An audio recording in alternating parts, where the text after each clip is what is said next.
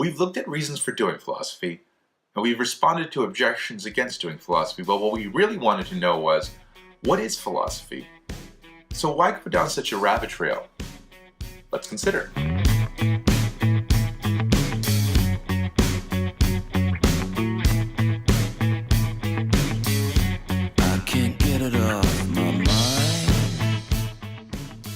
Hello, philosophers. I'm Chico. Welcome to the Philosopher Show, where we consider the greatest questions of human history. Now, today I'm going to define philosophy for you. Well, I'm going to get close to it. I'm going to give you a rough definition of it. And you may wonder, why is it taking us so long to get to this point? I have a good reason for it, and I think it would be best explained, or most interestingly explained anyway, through a paradox that is given in Plato. So, and I'll put a link in the description if you're interested in reading more about this. But in Plato, we get this paradox, Meno's paradox, that goes something like this. How can we inquire into anything? Number one, if we already know what a thing is, then we can inquire into it because we already know what that thing is, right? Number two, though, if we don't know what a thing is, then we can't inquire into what it is because we have no idea what we're inquiring into, right? Imagine if I asked you, hey, what is glibber glabber, right? And you said to me, what do you mean glibber glabber? I'm like, I'm asking you the question. What is glibber glabber, right? I don't know what I'm asking in the first place, right? I have no idea what I'm talking about. I don't even know how I'm using that word, right? The word was made up, obviously. So if I'm doing the same thing with philosophy, if I have no idea what philosophy is and I'm asking you this question, what is philosophy? How can I even ask that question? How am I even using this word? What am I even talking about? Therefore, if either you know what philosophy is or you don't know what philosophy is, and either way you can't inquire into what philosophy is, then you just can't inquire, right? So this is what's called a dilemma. It's a logical structure where you're given a few exhaustive options, and all of those options are result in something that you don't want, right? Something that's undesirable. So this dilemma, I would say, is a false dilemma, right? It's a dilemma that it gives you these options, but something's wrong here. And here's a little strategy for you, by the way, for you aspiring philosophers, and just even in general life. When somebody gives you an argument, right? When somebody gives you a reason to believe something, and boy, it sounds so convincing, but you want to make sure, is this right? Check for hidden assumptions, right? Typically, when all the assumptions have been laid bare, if an argument is wrong, it's usually one of those hidden assumptions just pop out and you're like, that's why, right? And in this case, I would say this is a false dilemma because it assumes wrongly that we either have full knowledge or we have zero knowledge whatsoever. We could have partial knowledge, right? It doesn't mean like you have to know every single thing about philosophy in order to talk about philosophy. So why did we do those things before? We were trying to get kind of like a partial understanding of what philosophy is, or to get a taste of what it is before we actually start to try to define it or to inquire into it. So you may wonder, how did we get that, right? We were just given reasons for doing it and not doing it, but think about it. What were we doing when we were giving those objections and then responding to objections, et cetera, et cetera? Were we doing physics? Were we testing trajectories or something like that? Were we doing biology? No, we were doing philosophy. We were studying the nature of an inquiry. We were reasoning through things critically. That's just what philosophy is. Well, I should say that's part of what philosophy is. Right? We were conducting a philosophical investigation, which sounds super pompous. So what are those things that we learned? What are those things that we can glean from the experience we just had and define in a rough way what philosophy is and then further investigate it? First thing I think is that philosophy asks big questions that don't seem easily resolved scientifically or mathematically. What do I mean by big? I mean something like affects the whole world, the whole reality, um, or affects us all as humans, or something like that. Something that's really important to us all, or something like that.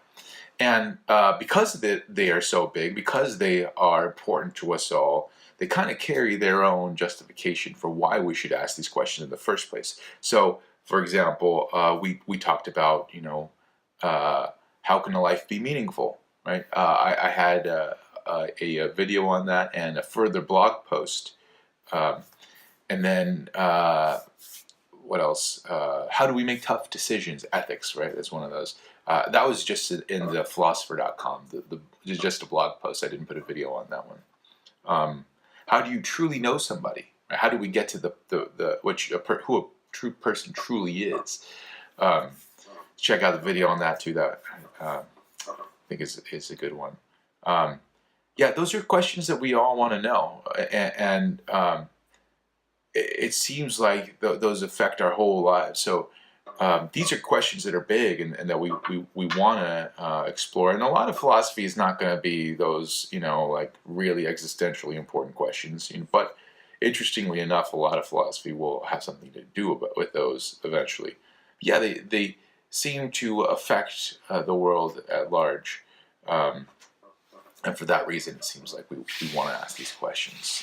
To answer them, philosophers, as I said, don't have access easily, at least, to scientific or mathematical tools. Although, surprisingly enough, I think that philosophers have made big gains in using some of those. There's right now experimental philosophy is a branch of philosophy that's very important.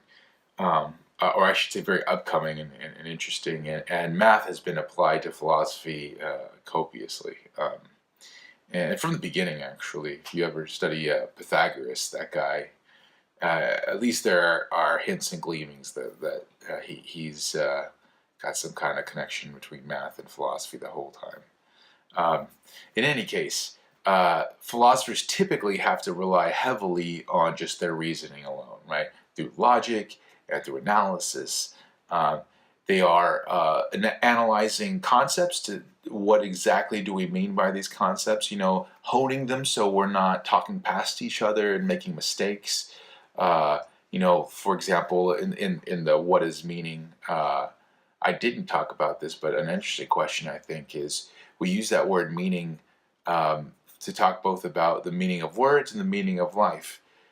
Can the word meaning really mean the exact same thing in both places?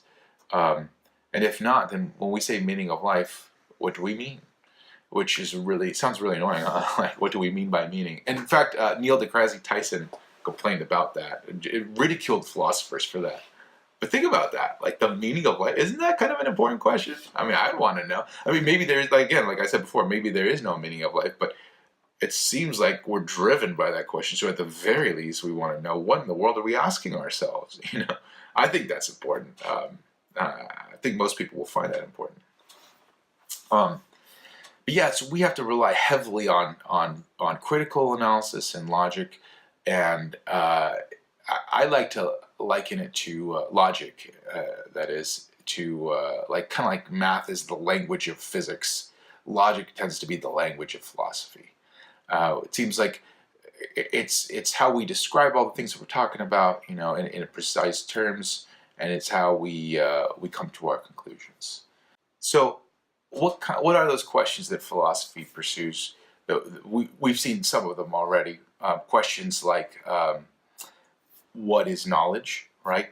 I asked that question in one of the videos. How can we know anything in philosophy? Philosophy also asks that question about other areas of human inquiry. How can we know things in physics? And philosophy also investigates areas of investigation, right? There's a philosophy of physics, philosophy of art. How do we best go about doing those things? And if you think about it, those questions are philosophical. When I ask you, what is physics? you don't answer me by doing experiments. You answer me by analyzing. When I ask you what is art, you don't draw me a picture. We philosophize about it. So yeah, philosophy investigates human knowledge. It asks questions about ethics, right? We talked about making hard decisions and stuff like that, and asking questions about reality. What is the really real? Which is, actually, some philosophers think that you can't ask that question. They think it's a bogus question, and some philosophers think it's the question. And interestingly enough, is it a legitimate question? That's a philosophical question as well. So yeah, the amount of topics that philosophy covers are copious, but many of them are very interesting and exciting and important, right? And if you think some of the, you got to think some of the thing in there is important, right? And if you do, I highly would suggest that you subscribe to the channel, right? We're gonna have great videos on all that stuff. I'm gonna have interesting things that we can think about, that we can discuss, and you're gonna be missing out if you don't subscribe. So subscribe to the channel, check out some more of our videos. I also have a further question for you. Like I said, best philosophy happens in dialogue, I think, right? What kinds of things do you think would be important for me to talk about? That's really actually what I'd love to know. Like, what is important to you? What do you want to hear about from me? And just kind of a little extra question too. In Meno's paradox, there are other answers to that. Did you think of any? Can you think of any? And if you can, let me know in the comments, and we'll see what we got. Yeah, so that's it. Please like, comment, and tag a friend so that they can join the conversation. Adios.